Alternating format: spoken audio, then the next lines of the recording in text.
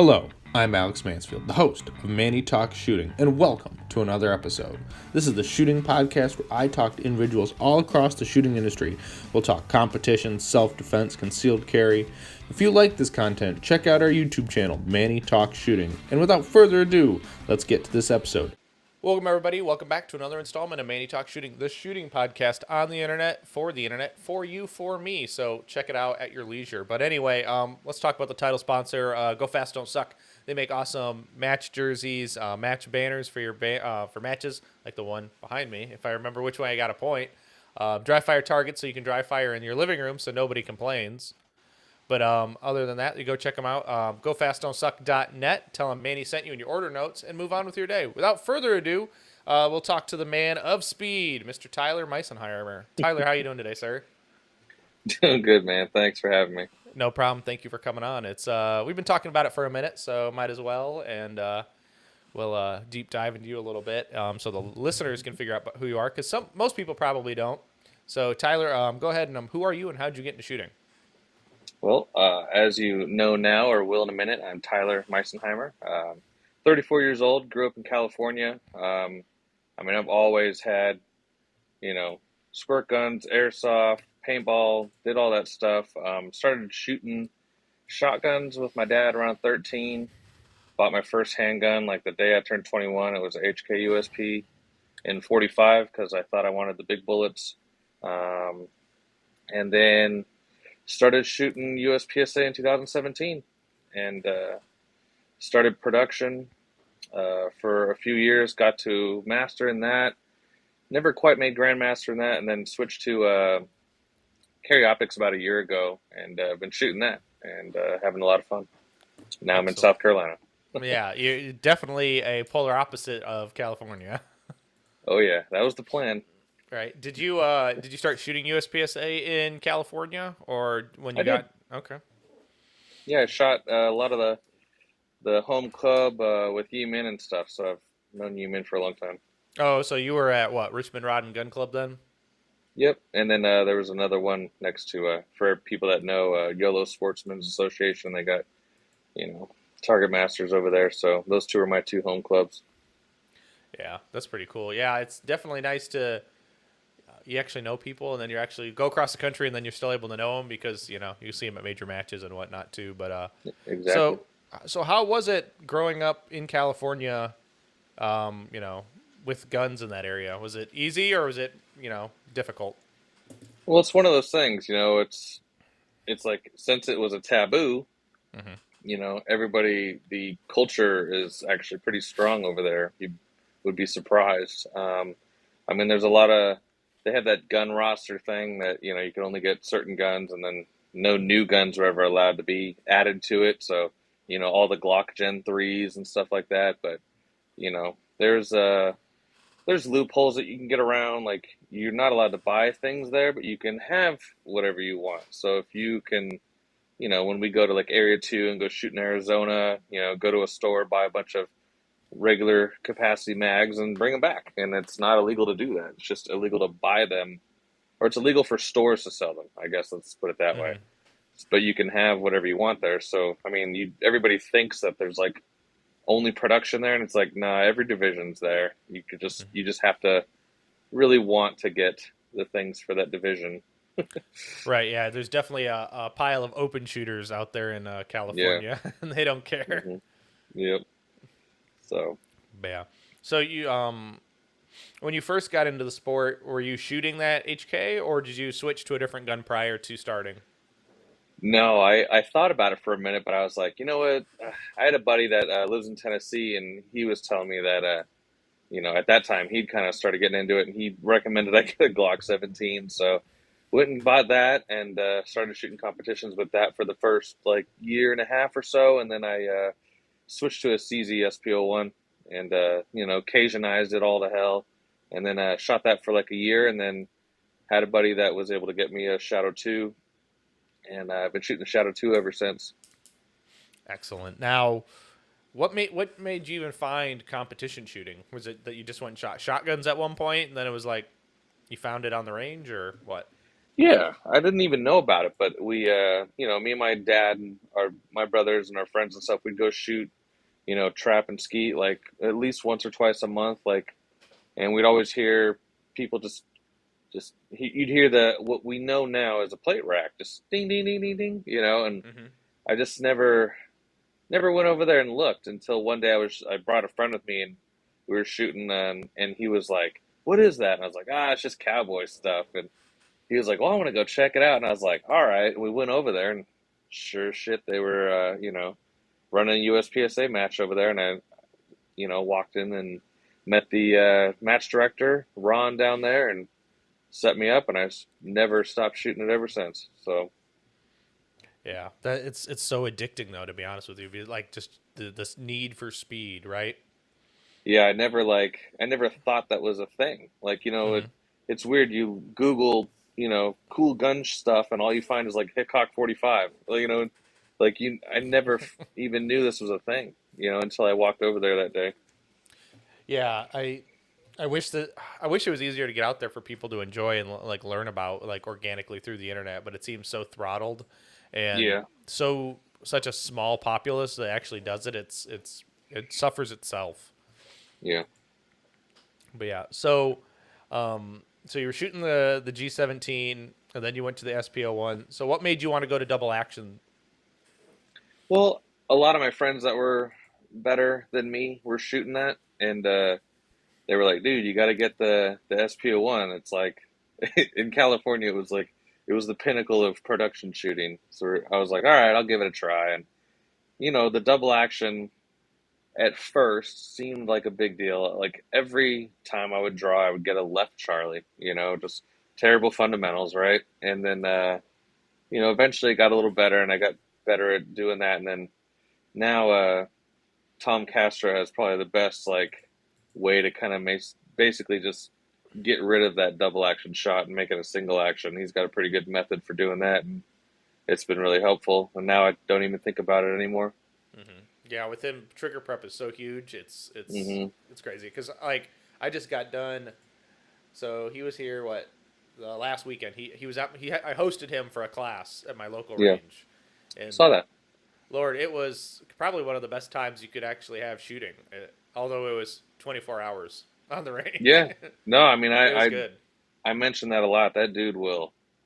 If you keep asking questions, he will keep going. He has unlimited energy. It's Mm-hmm. unreal. So he definitely you get your money's worth when you shoot with him. So Oh yeah, absolutely. And besides the fact that he's like the biggest cheerleader for all of his students, it's hmm crazy. yeah, people don't get it until they actually do it with him, and he's just an unbelievably great dude. So I'm glad to have him as a friend. So Mm-hmm. Yeah, my dog really enjoys his company. So every time we'd come home it's from the important. range, he'd be like, he'd he'd wait for Tom to get like sit down or something on the couch, and he'd be like, "I'm gonna play with you," and then he wouldn't leave him alone. It was great. Hell yeah. No, Tom is a character, man. He's a blast to hang around with. I mean, we have so many funny stories, like because he's a wild man, but he's a good dude too. So Hmm. always fun. Yeah, I wish nowadays that people would actually like get to know him before they make judgments on him, like from just what they Yeah. hear. It's like Hmm. he's a really good dude, down to earth dude, but now he's gonna Yeah. just think we're just stroking his ego at this point. I know, right? But he's just loud. Hmm. People don't. People get standoffish with him because he's just really loud. He operates at a high volume, but Hmm. it's good stuff though. So Yeah. um, Speaking of high volume, we went out to dinner the one night, and I was sitting next to him, and I was just chilling out, looking around the room, and we had the nastiest looks from every other table. Like, and there was like 6 or 7 of us at dinner, and I told yeah, them the next morning, I'm like, yeah, you should have seen the looks I was getting at the table. man, we I went to dinner with my wife last night, and there was a group of people at this restaurant, and they were just being super loud. And you know what? I didn't even it didn't even bother me. I was like, that's exactly what us all hanging out with Tom sounds like. Just having a great time, laughing. Like, why can people? How can people be mad at people having a good time? I mean, whatever. It's just because their lives suck, I guess. I don't know. Right, exactly. It's just usually how it seems. Yeah, But yeah, so we were talking about the shadow too. Now, yeah, now you're shooting yeah, CZs. Yep. Do you regret shooting CZs now, or you just No, known to love them now? I love my Shadow 2. I mean, I've converted most of my group of friends in South Carolina to the Shadow 2 now, and that Mm-hmm. way when we all go to majors, if anything happens, we all have a backup gun. But Mm-hmm. I mean, I've never had an issue with it, man. It's always ran great for me. And I mean, I use just factory parts in it for the most part. I only switch out a couple springs, and that's it. Like all my buddies that switch out to like all the Cajun triggers and everything are the ones that tend to have issues. I've just been rocking that stuff mostly factory, and I mean, you can see the results. I mean, it works great for me. Um, Unless some sponsor comes along and wants to make me shoot something else, maybe a masterpiece or something. But we'll see how that goes. Right. Yeah. Now, yeah, but your Shadow 2 is cool because it's green. Yeah, of So course, so we share this weird addiction about green, right? Like green is the best color. Whoever of course. says otherwise is wrong, obviously. They just don't get it, Yeah, obviously. they don't get it. Do you like all forms of green, or is it specifically that green, that neon bright green? I mean, I like all green. My favorite color growing up was always like a forest green. Mm-hmm. Um, I think ever since I started playing video games and stuff, I always like just putting bright green on everything, and then it just kind of translated over to this sport. And now it's just kind of like my color because like everybody else has like blue, red, forest green. I'm like, I'm that bright green guy. Like that's how literally I'll go to majors and people go, "Oh, I follow you. I recognize your bright green jersey." Like they don't even know who I am, but they've seen it. So it's kind of like my brand now, just that neon green. Yeah, well, and it's super obvious. It's like you're going to be seen across the range. Hmm. Um, a lot, and sometimes like the darker greens just don't come across well on jerseys. I did that once for like Yeah. my first jersey I had made, but it just didn't. It didn't have that pizzazz. No. Yeah. You gotta have the pizzazz. Yeah, I mean, we're doing this obnoxious shit anyway. We might as well have a cool looking shirt to be remembered by. But it's funny though. People will give me a hard time. Like you'll see, I'll post stuff on YouTube or whatever, and they're like, "Why is this guy like trying to be all fancy and flamboyant?" I laugh. I'm like, "Dude, it's like a NASCAR driver or something. Just being all flashy. I don't know. It's just part of the fun." Yeah, and it absolutely is super fun, and people don't understand it. We gotta have fun Yeah, while we're doing it. There's no other reason why yeah. not to. There's a lot of people that take this very seriously, and it's unfortunate. Oh yeah, absolutely. It absolutely is. Now, if we don't do it for the fun, why do we do it at all, right? Besides, we're all Exactly. like type A people and want to be the best, right? That's right. I mean, So, definitely part of it was wanting to be super competitive. That gets you. That's why you want to keep doing it, but you still gotta have fun and be competitive. You gotta have both. right, absolutely. Now, really, so do you have what are your current goals in shooting then? You're already a grandmaster. You're already winning local major matches. What's your next goal? I would like to actually win some like national titles. I know that's a tough one. I mean, I've the closest I've gotten was Area 6 this year. I got fourth place, and I was only like 3% or so behind max. I mean, that was the closest I've ever been to any of that, and that was a really fun match. And I would like to keep just trying to get better, and maybe one day be up there with those guys, with like JJ Nils and stuff. I know that's going to take a lot of work, but that'd be my goal. I'd like to be up there one day. I think that'd be really awesome. Yeah. Okay. So that's fair enough. Any ambitions of going and shooting the world shoot? So yeah, I think the one thing that holds me back from doing that is just money, really. I mean, it just costs a lot, and then shooting with Matt Hopkins, he's broke down how much it's cost him to go do some of those things, and it's just like, damn, it's like a lot of money that I just don't have to spend on those kind of things, but I would really like to.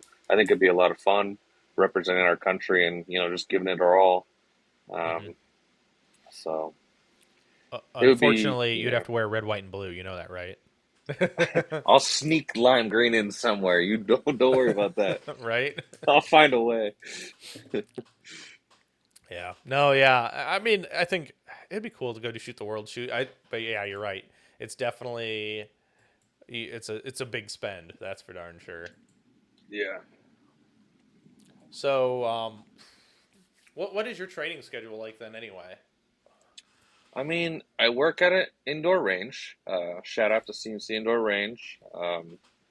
Just doing retail gun sales and stuff like that there, and helping people learn how to shoot and stuff. So I get to shoot a couple times a week, and then I try to go to a match like every single weekend, and every other day I'm off. I'm usually training people, doing like private classes and stuff.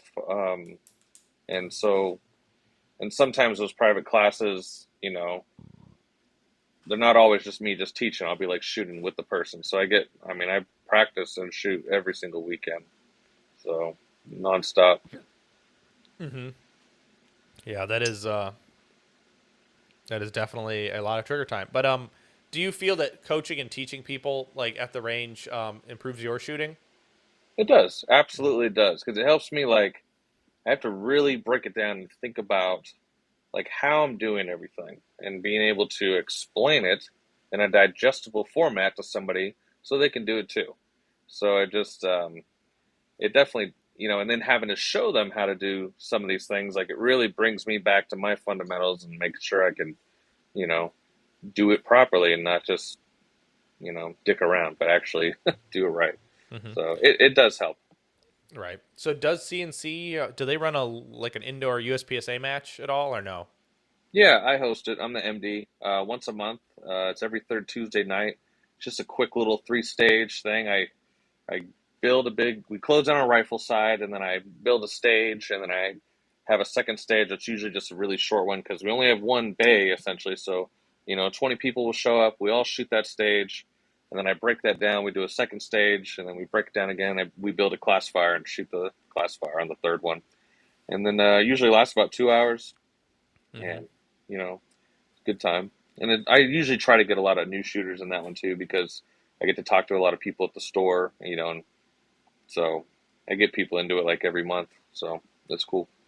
No, that definitely is cool. But when you're teaching like a private lesson to somebody, are do you typically they're typically new shooters, right? They're not like some mid level person who's already shooting USPSA. I'm assuming. I get a I get a good mix. I Mm-hmm. would say that most of my students are new, so I do a lot of like intro to USPSA stuff, like really just showing people like what to expect when they go to their first match, kind of gear options that they have, and trying to make sure their fundamentals are right so they can actually do okay on their first match instead of just like blow it. And Mm-hmm. then because that's always people's fear, right? They don't want to show up and look like an idiot. So I try to help people be comfortable and get ready for their first match. And then I do have a lot of mid-level people that train with me as well too, and I just try to improve on their stuff.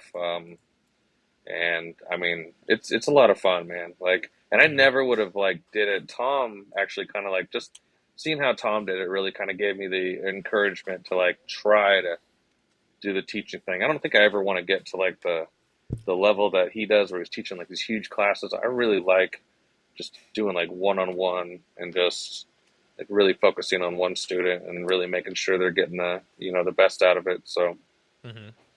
Now, do you typically allow people to draw? Well, does CNC allow people to draw from the holster like during classes then, or is it typically all from um the table? yeah, for just the regular average person, it's all just from the table. Mm-hmm. If there sometimes we'll allow like people that we know or like in USPSA, like I'll try to, if it's available, if they can if like there's maybe nobody's on the rifle range, maybe I'll put somebody over there and they can do from the holster, but it is pretty rare. Mm-hmm. So just it's just a liability thing. And then if the average person sees one person doing it, then they all start doing it, and then I have to go down there and tell everybody to stop doing it. So Yeah. it's yeah. Yeah, I definitely could understand that one. Definitely all that liability. Hmm. Yeah, well, there's Yeah, already enough people are bullet holes crazy. probably in the stall or in the ceiling anyway. Dude, it's if you've never worked at a range, man, it's scary. It is unbelievable how terrible people are with firearms. It is unreal. I mean, I get guns aimed at me daily. We have like this jar of shame at our work, like that we just anytime somebody my gun's jammed and they like point it right at us, we're like, oh my fucking god. And we have to like take the gun from them, and we take that round and we throw it in a jar, and we're like, oh, almost died today. It's just. It's It's almost it's it's a little ridiculous. It's kind of yeah, scary a little bit. it's almost like that swear jar, right? Exactly. It's like, but and that'd be the better part is that you write the people's name on the bullet, whoever it got pointed at, just so you can be like at Yeah. the end of the month you can tally it all up and be like, well, Tyler, you almost died the That's most. right. That's right. I mean, it's we laugh about it, but it is serious. It's nerve-wracking, but we just try to have fun with it too. So, Absolutely, yeah. Now, have you seen anyone like you've taken and done like a private lesson with? If they start like and who's started showing has started shooting USPSA? Have you seen anyone do that lately? start doing what? Shoot like USPSA? shooting, yeah. So like somebody who start brand new, kind of like doing a lesson or two, and then they start shooting competition. Oh yeah. Mm-hmm. No, I do that like almost every month. Mm-hmm. So I at least get like 1 to 5 people probably into the sport every month. There you go. Now, Yeah.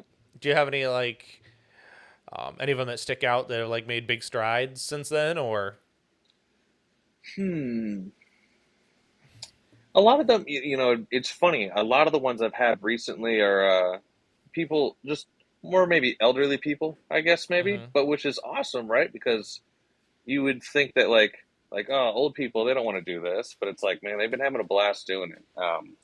A couple of them have made C class, and they're having a good time, and but I mean, nobody's like I haven't trained any national champions yet. Right. Well, I mean, if you could say that, you could almost be a national champion then too, right? Yep. But that's pretty cool. Yeah, I've never worked at a gun range. I mean, I've talked to enough people who work behind the counter at places that have a range, and it's like, I'm good. I like having all my fingers. I like having no bullet holes in me. So, Yes. Well, well, that's why you just got to stay on your toes and always be ready. Like when somebody shows up, you can kind of tell like this person has no idea what they're doing, and you kind of like give them a hand and just be like ready to like make mm-hmm. sure they don't do anything stupid. That's all. Oh, 100%. I mean, at least up here, it seems like all the gun ranges that have, gun shops that have ranges are super fuddish. It's just like, yeah, I just can't get past it. Sometimes I'll walk in Yeah. there looking for something or just bored. So it's like, oh, I'm in the neighborhood. I'll swing in. And then they just start talking to you. And it's like, it's okay. I can shoot better than you, so it doesn't matter.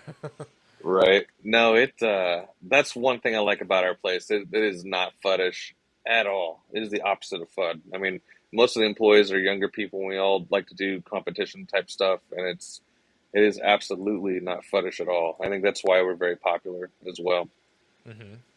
Yeah, We're that's very all. welcoming to new people. We don't talk down to everybody like most gun stores I've been in. That always pisses me off so much. Mm-hmm. Yeah, especially when, you looking at something and they just want to talk down to you, or they just want to spill all this information on you that you just didn't even want. Like The it info doesn't. dump, dude. Yeah, It's I just like hate info dumps. I'm like I'm looking at it. Just leave me alone. Yeah, If I want to touch it, I'll tell you. exactly. Yeah, but at CNC, do you have like a bunch of competition gear on the shelf so like people could get a belt or stuff set up while they're there? No, you know, that might be something our owners have been talking about doing a expansion, and Mm-hmm. maybe that's something we can get into in the future. Right now, it's I just don't know if the store's big enough to do all that. We have a lot more kind of like just defensive type stuff in there, like Vickers slings and just like inside the waistband holsters and stuff, but not nothing competitive yet. So I kind of have to, unfortunately, at this moment in time, I kind of have to steer people onto like just double alpha or blade tech or something like that for just doing online stuff. So no sales for my boss on that yet, but you know maybe in the future. Mm-hmm. Right, makes sense. How many? I want to switch gears a little bit, but how many major matches have you already shot this year? Let's see. Area 6, South Carolina State, Nationals. I think that's it. Just 3 so far. And Okay. then I'll probably do North Carolina State in a couple months, I think. Yeah, Not as that's. many. I'd definitely try to go to, and then maybe Georgia, or did they cancel Georgia State, right? Or are they still doing it? I don't remember. But I don't maybe know. Georgia State if they do that. It sounds. I think Georgia got canceled, but you could maybe go to Alabama, Mm, maybe. maybe. But but I think that was what I heard was at least that that Georgia got canceled. But Sad times. That's always a really good match. They like us and Area Six. We always make really good stages. Like Georgia always made very fun, challenging stages, and hmm that's kind of disappointing that they didn't do it or right, not going to. right now you at South Carolina, you did a lot of setup, right? You were there like what that whole week, pretty much. Oh yeah, me, Tom, and Todd, and a few others. I mean, we have our core group of people. I mean, we did everything. We were there like 10 or so days straight, morning till sundown. hmm Um, so yeah, it was a long, long week and a half or 2 weeks. But I mean, even before then, I mean, people don't realize how much goes into putting those things on. I mean, me and Todd started literally the month after state last year to start kind of just working like every month or two, just like doing things to prepare for it this year. Like whether that be like building all these new walls, getting new fault lines, painting all the barrels, doing I mean, we worked on it for like a year, honestly. Like people think hmm you just throw it together in like 2 seconds, and it's a lot of work. I mean, me, Tom, and Todd were ripping each other's, heads off by the end of it, but we got through it. Well, yeah, it's super frustrating, especially when you got to refix everything or something happens and you got to change a bunch of stuff, and then it's like Hmm. you always feel like that work is wasted. It seems like when that stuff kind of happens. Yeah, I don't know. It was a super successful match, man. I mean, it was a hmm blast. I mean, and as tired as I was, somehow I pulled off the Carry Optics win, so I was pretty happy about that. I wasn't expecting to. I was so freaking tired. But it was all worth it at the end for me. Right now, yeah, you beat Vlieger by it was It close. was by like nothing. It was like by like a 0.5% or something, if I remember correctly. I mean, it was tough. Me and him are usually neck and neck at like nationals and stuff too. So he's a good hmm dude. Yeah. Did you end up? What day did you end up shooting on? I did all day Friday. So and then Tom had to shoot on Thursday with like the range masters, and I don't think he'll ever do that again because we were having to like poor guy. I mean, we were having to fix stuff as they were shooting. So I mean, there was a lot of time in between, that squad's shooting all the stages and everything. It was a rough one. Well, So and then the worst part probably is like he's the best shooter on that day, and all the old guys who help run the match are not that good, and they take forever. yeah, so I mean, the squad was taking forever because hmm everybody's really slow, and then we're having to fix everything. I mean, there was periods of time where Tom probably it was like an hour or two before he'd shoot the next stage. I mean, I would have absolutely not have beat John if I shot on Thursday with all of them, and I'm glad I didn't. But and he hmm probably will never do that again either. He probably just do it on Friday with all of us. But Right. uh, So did you end yeah, up? So was Friday a normal staff day then, right? yeah. And then the competitors shot Saturday and Sunday, and unfortunately we had like terrible weather. Like on most of the mornings, it was raining really hard. And we were trying our best to dig trenches in the stages and stuff, and get all the water out. But you know, each morning was a hassle to get through the storms. hmm Right. Yeah, But and you can, that the weather always hurts performance, right? Because you got to be a little more careful on some ground surfaces, and yep.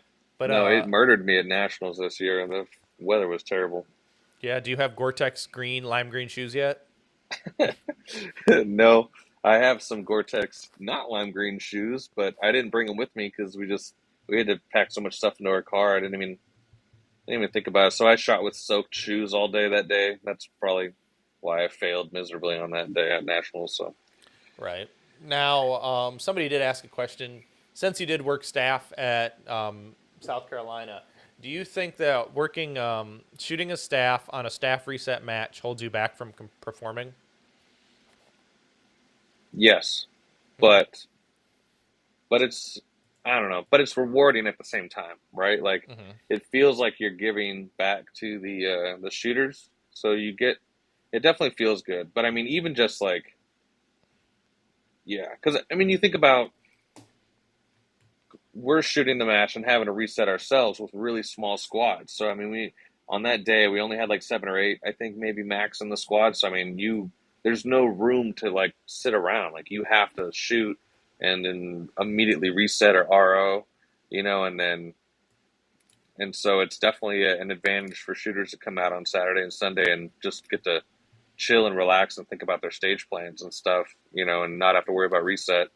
Um, but you know, but it's fun though. We got to, as long as you got a good squad. It was me, a couple of my buddies, and Kyle Stevens. And we were rocking one of the stages, and you just get through it. Right, yeah, and that's the best you can do is you just shoot with the people you have fun with, and it makes the day go by. Yep. Now, did you ended up working a stage at the match, or did you just help with setup? No, I did everything. So I mean, we did setup, and then I worked stage one with Kyle Stevens. I was the assistant CRO essentially in that one. Have you do you work a bunch of matches, or is it just South Carolina typically, or is this the first time you've worked a match? This is the first major that I helped with. I only do South Carolina just because I Okay. live here and it's my home club, right? I don't when I have to travel and stuff like that. I don't typically go work other matches. It's mostly just about time, really.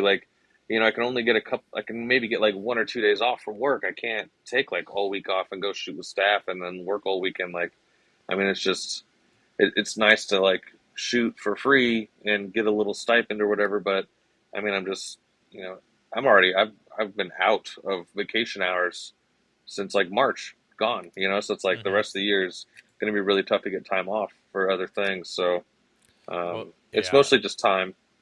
Well, especially since you work in a business that's open 6 7 days a week, right? So 7 days, yep. what they don't close the gun shops for church down there? What? No, they open up at 1 p.m. on Sunday, so you get to go to the morning service if you so inclined, Okay. and then you can come shoot after for a couple hours. Well, and then you can buy your liquor, right? Well, unless it's a dry county, right? So, Yes. I mean, that's always the trick, right? It's always the trick if you've got a dry county down there or not. Exactly. I think we're not in one of those, so I think Oh, we're there you okay. go. So you But just got to wait till noon, right? You can go get your liquor after noon. exactly, I don't know. I just don't buy liquor on that day. I Yeah, don't drink exactly. much beer or anything anyway, honestly. But if I did, I would just plan ahead. Right. Until you run out, and then that's Yeah, everyone's plan until they that's run why you got out. to plan ahead to get a whole bunch, so you'll never run out. Right, But exactly. yeah, but I don't know. There's places. I mean, I live near Greenville, and they're not dry at all. I mean, you can just go and get beer whenever, so it's not a big deal. Right, exactly. That's pretty cool. Oh shoot. So I guess I want to talk a little bit about South Carolina. How did was there any stage that you wish you could have had back? From South Carolina State. Yeah. Well, one of my stages got tossed. I wish that one would have came back. Yeah, yeah. The Targets USA door stage. Yeah, we just somehow one of the wrong targets got mixed in with them, and when they replaced targets, it was now different presentation. Shit happens. And when you're some of those people that are there for multiple days, just like us, you get tired and you just don't you know you don't realize that you put up the wrong target. I can see how easily that could have happened, but and that one wouldn't have helped or hurt me, honestly. It just was it was a fun kind of. I like doing stupid gimmicky stuff like that, like kicking doors down and you know stuff like Mm-hmm. that. So it I mean, everybody got to shoot it, but we ended up throwing it on the last day. Mm-hmm. But I Yeah. don't know. I felt like I shot really solid all the way through that match. I don't feel like there's any stage that I want back. National, sorry, but it's South Carolina, man. It was probably some of the tightest shooting I've ever done. I mean, I felt good after that match. Mm-hmm. Yeah, because your worst place finish was a seventh place finish. So I mean, it was all two, two, three, four. 1-1. So I mean, with Yeah. South Carolina, so it was a very consistent match on your part. Well, it's because we make stages in our area, Mm-hmm. like Georgia, North Carolina, and South Carolina. We've, you know, a lot of us like to make good flowing, shooting on the move type stages, and so that's our specialty, right? We're good at making stages like that, and so that's why me and a lot of our friends tend to not do so good at nationals because they don't make stages like that. So No, I agree with you. It seems like the flow of nationals is run here, shoot here, run here, shoot here, run here, shoot here. Yeah, one step reload. Like it's just, and I mean that's hopefully, I've talked about that on like every single podcast so far. Maybe eventually, Jake and Shannon will allow people to submit stage designs, and Mm-hmm. so we can have some different flavors at Nats. I'm not trying to really like complain at the same time either though, because I know how much hard work they put into it, and so I'm thankful for them for doing that. I just it'd be nice to get a couple different flavors on some of the stages from time to time. I mean, it feels like the last three nationals, it was very similar stage designs for 3 years in a row now that I've been to, and I'm like, it might be time for some new blood. I don't know, but whatever. Right. Well, if you think about it too, it's also what they should have a period of, at some point you're be able to dump stages into a depository box, like a Dropbox or a Google Drive, and Yeah, be like, hey, use this for use this for any nationals event, right? It's going to be legal. I mean, you might have to tweak the bay dimensions, yeah, relatively to whatever you see, but but even just ideas, right? I right. think even branching off on that to make it even better is like have the section corner coordinators collect the stages. So it's not Mm-hmm. just like every just freaking Bubba can just like send a stage into this thing, because then they're just going to get a bunch of crap. They need they should allow the section coordinators to like collect what they believe are like good decent stages, and then they deposit them into that box. So that way we can try to narrow it down from the get go, and then maybe start getting some really good ideas in there. Oh, I don't disagree. That wouldn't actually, it'd be actually a simple thing and easy for the Yeah. most part.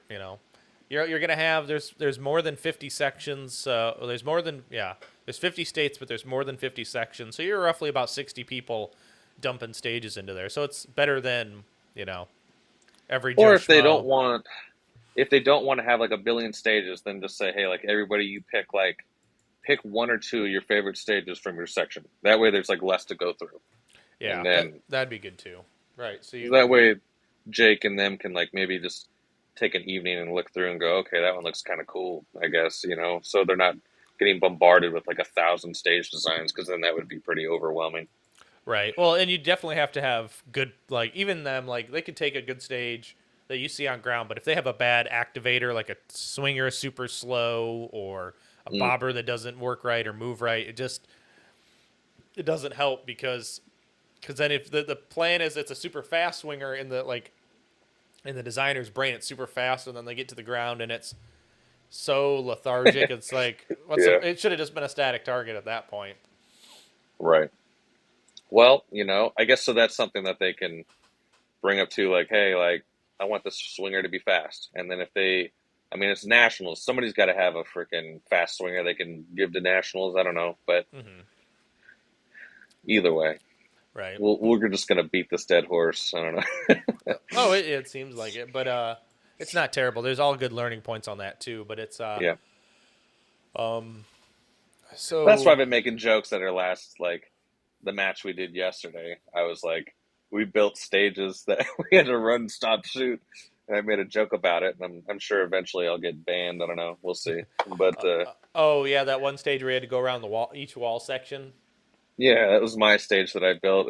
I made it choppy as hell on purpose just because I need to get better at shooting choppy stages. That's Right. okay though.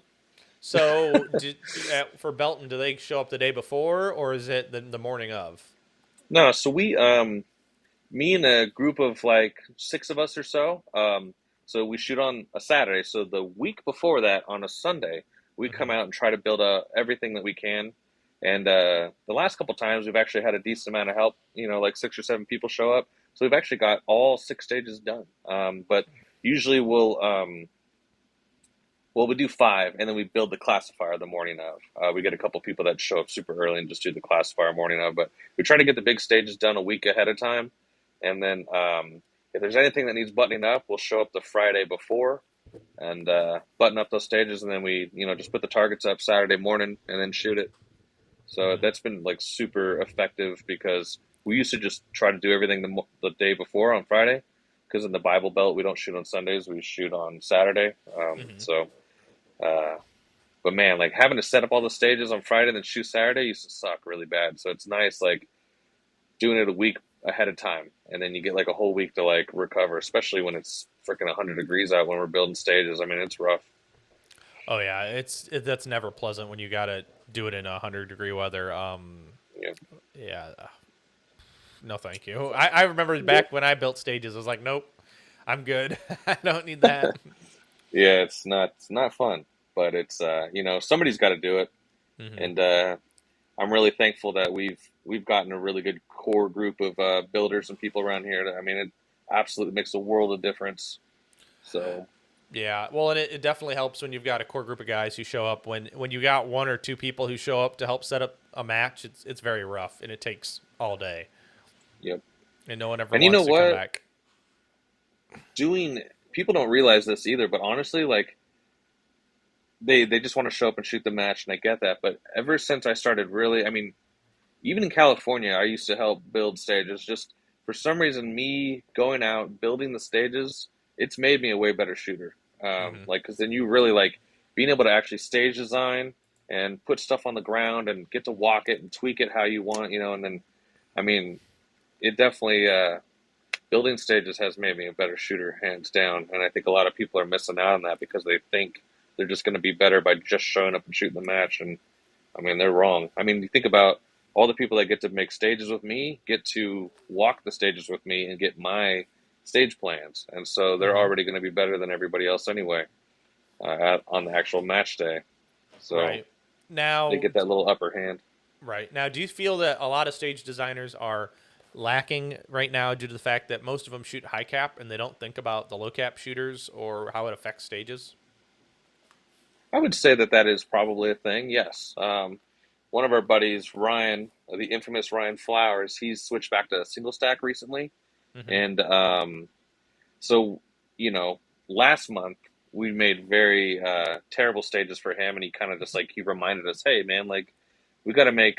There's a couple low cap people around here, and he's like, "I didn't really think about it." He's like, "But now I'm shooting single stack again. We got to keep that in mind." And so this month we definitely made better stage designs for low cap people. Like I moved targets in certain positions that way it would be more friendly for people with low cap. And so it definitely having a couple of people shooting low cap has definitely helped us remember that we need to make better stages for high and low cap. Hmm. Yeah, that's been a conversation up here lately. It's just like we always try to remember, like, all right, you might be an open shooter, but walk this as if you're shooting 8 round major single stack. Yep. Like don't be a dickhole. Yeah, it's easy to forget that, and then you're like, but as a prior production shooter, Hmm. it never really bothered me too much doing stuff like that. As long as I don't have to do a standing reload, I'm okay with that. But, I always thought, like, I'm not going up against the high cap people. I like to look at my overall standings, but, everybody that is a low cap is going to have to do this the same way as me. So I never really felt, it never agitated me to the same level that it probably does to some other people, Hmm. you know? So because I was just like, hey, everybody's gonna have to do this shitty reload here in my division, so we're all equal essentially. It's not like somebody's gonna have an advantage because we're not technically going up against all the other people. But I don't know. That's Hmm. just my thought. People just like to whine, I think. Yeah. Well, I But mean, we yeah. should make good stages though, regardless. Right. Yeah. Well, and yeah, we should make better stages, especially multifaceted stages. Um, Stages that actually give true options. Like, all right, could I start up front and make it make sense and get roughly the same time if as I started in the back, kind of things too. I mean, Yeah, not every stage can lend itself to that, but it should definitely have the options of that. definitely. And one of the big things too that like Ryan reminded me of is like a lot of times we tend to just do like 8 shots here, 8 shots here, 8 shots here, and it's like actually that's not just putting 8 shots in every position is not make a good stage. It's actually Hmm. if you put like maybe 2, 4, 6 in like certain areas, so you can blend different positions better instead of just like So a lot of people just try to just throw 8 shots in every spot, but it's actually not a great thing. Hmm. Oh, absolutely. Um, Other than Belton, where do you try to shoot at? I usually just try to stay local, but we have so upstate South Carolina is where I'm at. So we do Belton once a month. Actually, no, twice a month now because now we do a PCSL match. And then we have spot in Spartanburg where they go twice a month, and then I work every second Saturday now. But before I did that, I usually would go up to either Asheville, North Carolina, or maybe Columbia, South Carolina, do MCRC. There's a couple of places in Georgia, River Bend, and some other river. I can't remember. I just always remember River Bend, but there's another river something in Georgia. They always put on really good matches too. I mean, it just depends on how far you're willing to drive. Usually, driving 2 hours for me is not a big deal. So I open up my options a lot for shooting matches, but I try to stick to. We have really good local matches around here, so I don't like need to go far to participate in a good match. Oh yeah, 100%. Yeah, definitely. When you have good stages and good clubs, it makes it a lot easier. You don't have to, you don't worry about the drive so much. You already know you're going to be Yeah, gone all day, so might as yeah, well play. exactly. Yeah. So isn't Spartanburg where they like shoot in the woods? It seems like. Yeah, they have a little spot out in the woods. Stage 6 is definitely out in the woods. There is some construction being done though, so they're probably gonna have to close that bay down, and then it's just gonna be a five stage match in their bays and not out in the woods. But I mean, it is still out in the woods though. Belton's Mhm. technically out. It's out in the middle of frickin' nowhere, but the bays are just so big you would never know from the videos. But I mean, it's just out in the middle of nowhere in the woods. Right. Yeah, but isn't there talks at Belton to like add more pistol bays so that it's easier for to run the section match? Oh hell yeah! They purchased a ton of land literally next door to the match. One of the proposed ideas is we're going to put in like 20 something bays, so we could start hosting maybe nationals there, like actual like decent all 180-degree bays with Hmm.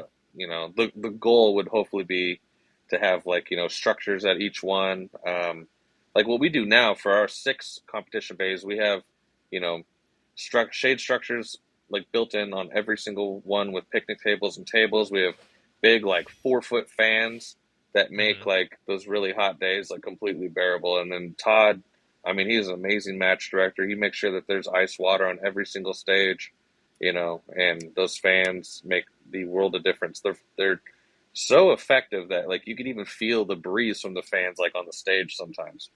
And Hmm. so it's it's a really nice place to shoot. And I think if we can do that and make all those giant bays out there, I mean that'd be freaking awesome to be able to start hosting like, and not even USPSA, but like a ton of different nationals. That'd be cool. Hmm.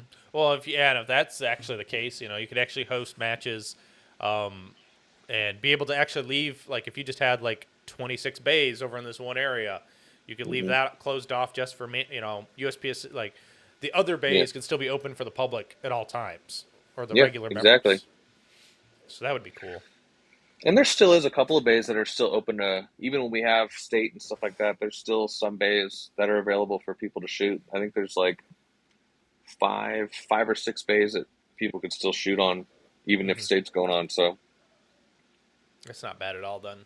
But hmm when you shoot a local match, are you typically the best shooter in your squad?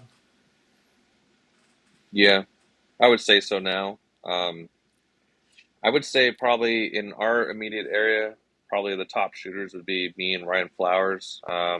Whenever David Lyell or Caleb Patterson show up, they're way up there with us as well too. Ike Starnes, he shows Hmm. up. He's a fantastic PCC shooter.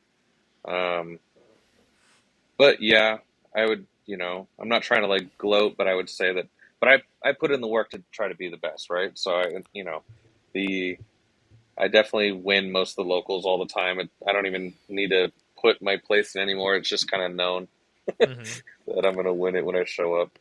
Right. Well, I guess my question leads into this: is does it affect your shooting knowing you're the best shooter, or is it like does it does it hinder you not having true competition to actually push you all the time? I do really like when like Ryan shoots the same division as me, because then we just battle like every stage because we always squad together. And it's just like, oh shit, he beat me by like a half a percent, and then I beat him by a half a percent, and then but he likes switching divisions a lot, so I don't feel like it hinders me. I just focus on my thing. Like Hmm. I just do my own thing. I focus on what I need to focus on, and it is. maybe like a year or two ago, it was kind of interesting, like, going to majors and chasing certain people. And now I just try to just shoot my game, and that's all I try to focus on. But I would say that maybe it makes me feel more relaxed, like, because I just kind of know, like, or maybe it's not even that. I've done it so much now that it just is like being on the range is like my second home. So it just is like it's not unnatural. Like it just feels normal for me to just be there. So there's no like pressure or anything. Hmm.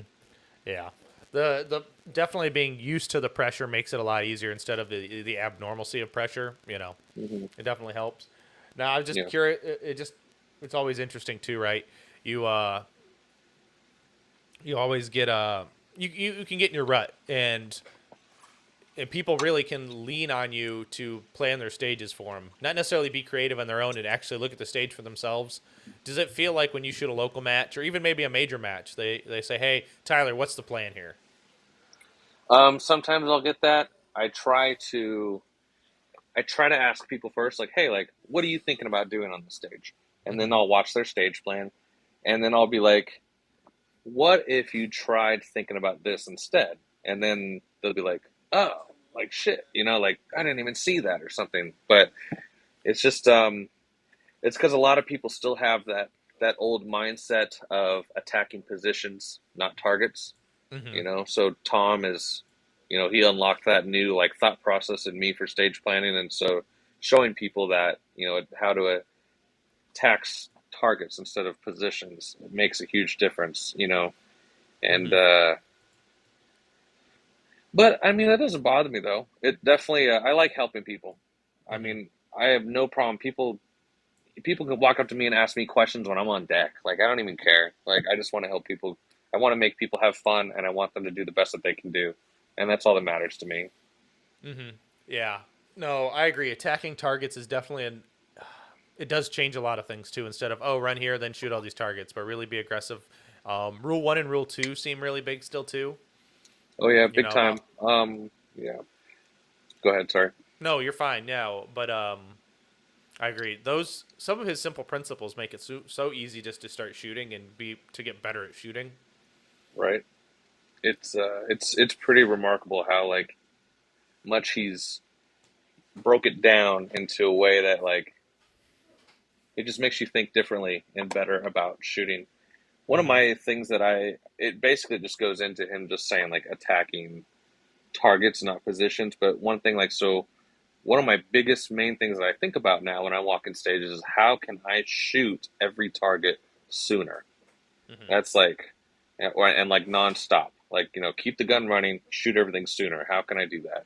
Like, well, where do I have to go and move around to do all those things? So, instead of just like, you always hear people just go, "Oh, this is like a three position stage," and I'm like, I don't even think about that anymore. Like, I don't even hardly use the word position anymore. It's just like Hmm. I'm gonna flow through here, flow through there, and end there. Like, I don't know. That's like the goal anyway. So, Right. Absolutely. Yeah. Definitely. That's always the goal to keep moving. And he showed it. Well, he really showed when we took his class the other weekend that like where you're leaving a lot of meat on the table.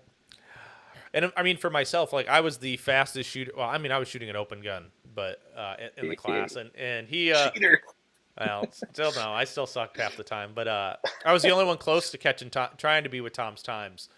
Yeah, But it just showed me like, oh, I really need to like, not even including like the splits or transition times that it's a loss. It's he's shooting and moving on this position, and you stop a little bit long, like for half a second longer, and then you just yeah, see the time loss. But exactly. No, one big thing I like that he says too is that shooting is the slowest part. Because, like, mhm, it's so contradictory to how everybody thinks about the sport, which is splits get chicks, right? mhm, So, the thinking about that, like, it absolutely just, like, for me too, because I used to shoot, that was my thing. I was like, dude, I could shoot freaking 12 splits like nobody's business with, and then mhm. it's like that's actually not the secret, believe it or not. And it's like weird. Now I just shoot like 15 to 18 splits on like, most things, but it's just like, it's just the movement. My aggressiveness with my movement, transitions and entries and exits out of things is where you start shaving the time off. Oh yeah, like the aggression on transitions, like exiting on a target on a transition. So much time to be picked up, gained. It seems like from that just alone. Like if you boom, boom, boom, get off that Yeah. target. Like I think he showed it. It was ridiculous. Like I think two people went back to back, and he showed it. It was just like, all right, well, I'm going to do this now and make you all feel sad. He does a good job at doing that. Yeah, I've never actually taken a class from somebody who's shot as much rounds as the students do. Right? Isn't that crazy? Yeah. But you learn as you're watching, like Oh, yeah. you get a lot out of it because if you can study and watch his movements and how he does it and just try to emulate it yourself, So, hmm I mean, there's no doubt. I mean, he absolutely unlocked another gear in my shooting. So, hmm Yeah. Now, other tn we're putting Tom on this pedestal, have you taken any other classes from any other instructors? I've taken a Ben and Juansit class before hmm when I was around right when I was like in the middle of B class, hmm and then I basically made A like immediately after that. But um, and I mean, I learned a ton from them too. But it was like at that time it was very low cap oriented, so it was just you know it's just a different mindset when you're shooting low cap. It's not how to flow through a stage. It's just reload while moving. hmm It's just a different mindset. So it's just not. It wasn't the same. But I learned a ton from that class. I mean, we went through like 2,000 something rounds, and did a lot of different drills. And I mean, Ben really and Quansick helped us, really get our fundamentals on point. But that's the thing is like they are really good at breaking down your fundamentals and making you shoot really good. And then Tom absolutely breaks down how to move and flow through a stage. So you add hmm those two together, and then it makes a big deal or a big difference, I guess. Oh yeah, 100%. It definitely makes a difference. Like he almost says, like his class could be a movement class. It really could, but he still breaks down the fundamentals extremely well. And hmm just we were just talking about Tom all day, but we're not endorsed by Tom. We're just Tom's friends. But Right. just clarify that before we go any further. But Right. uh, Yeah. And yeah, he's a good dude. No, but mhm. no, but if you do you have any ambitions to take any other classes from any other instructors, even though you're a GM? I feel like I would enjoy maybe a JJ Rakaza class, just seeing his kind of perspective on some of those things. hmm I've had a couple of friends take his stuff and they've showed me some things, but because I just, everybody's got a different way to do and explain everything, and it's just, you know, more more tools you can add to your belt to use in a stage, right? If hmm I feel like as long as you're always learning, you're going to get better. So I don't Right. plan on staying stagnant just because I'm a GM and I only need one more hundo and I'll be a perfect hundo GM. So hopefully I don't fuck that up next week. Right. And then you're just never going to shoot classifiers again, right? You know what? No, I will. I'll shoot them normally. I just hmm once I get it, if I can do it, boom, screenshot, solidified. I did it. And then I hmm don't want to sandbag after that because then it might hurt my overall match performance, right? I still want to win the match. As long as I did it, then I'll be happy. I hmm don't need to keep it there forever. Right. Fair enough. So, Tyler, I do have a couple more questions before we end our conversation today. But this one Hmm. is from my buddy Sam. He's like, if you had to change your color from green, what color would it be? Is this Sam Caldwell? No, it's not that Different Sam. Sam? A different Okay, Sam. This gotcha. this Sam is from he's from down south farther than you. I think he's in oh yeah, he's in Georgia. Well, my two favorite colors are green and black, so I'd hmm probably just go straight jet black. Yeah, all black. You don't even have to wear a jersey. Then you can just wear one of those like compression shirts and be like, screw it. That's right, dude. Under Armour all day. No, but yeah, I don't know. I think I kind of like wearing the lime green just because it stands. I stand out now. It's just hmm something that makes me different than like everybody else. It makes me noticeable. But hmm I I don't know. Yeah, it'd probably just be black, I guess. Yeah, fair enough. That's fair enough. But where's the? Oh, there we go. Scroll. Oh, here's some. I guess this is a good one. What was what is something that current Tyler would like to tell past Tyler about shooting? Mm. Take a Tom class. so that I could start getting better years ago and not like a year ago. Mm-hmm. Um, but I mean, so for other people, I guess on a serious note too, though, but I do, I have a lot of friends that say, like, I just want to teach myself how to get better. And honestly, it's like, there's that weird ego that people feel like they don't want to take a class. And I think that taking a class and training with people like me or Tom or something can really help unlock your potential. And it's worth it. Even if you just do it like once. So I think, telling a new person or an old version of me just to learn more from different people. And Mm-hmm.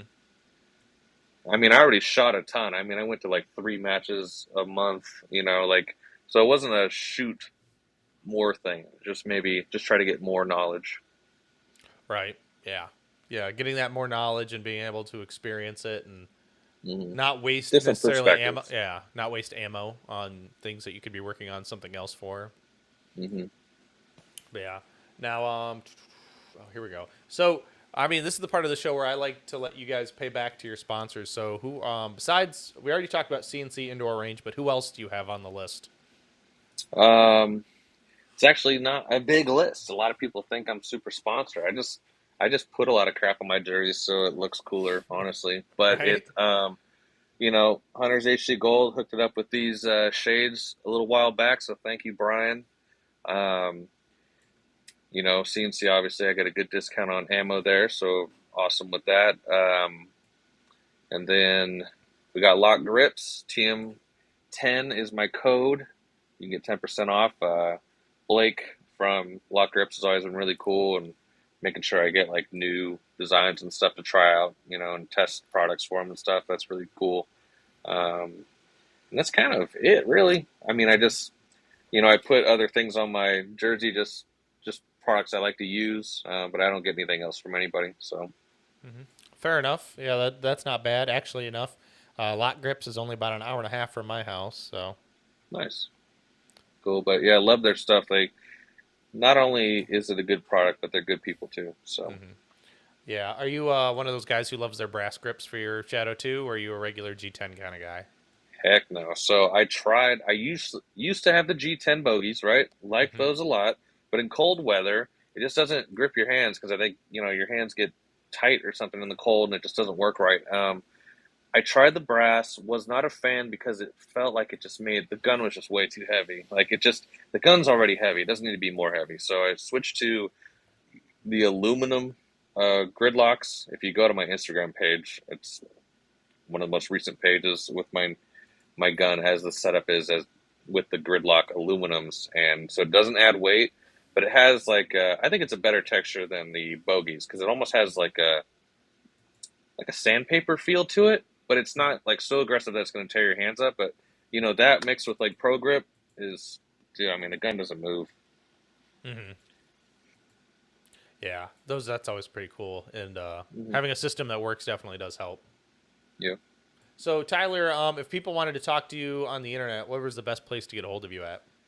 Um, the best place I would say is my Instagram or Facebook, which is you could find me just Tyler Meisenheimer or Turbo Man Flex, one word.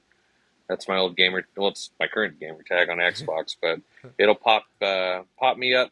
So, and yeah, reach out to me if you have any questions about stuff. I'm always willing to help. So, Mm-hmm. Well, that's awesome, Tyler, brother. Thank you. I appreciate you coming on here and chit chatting with me this afternoon. I actually had a great time, and it's always cool to talk to new shooters from different regions. So I hell appreciate your yeah, man. time. Thank you, dude. Thank you. No problem. And to the listeners, until next time, get out and do the things. I will see you on the next one.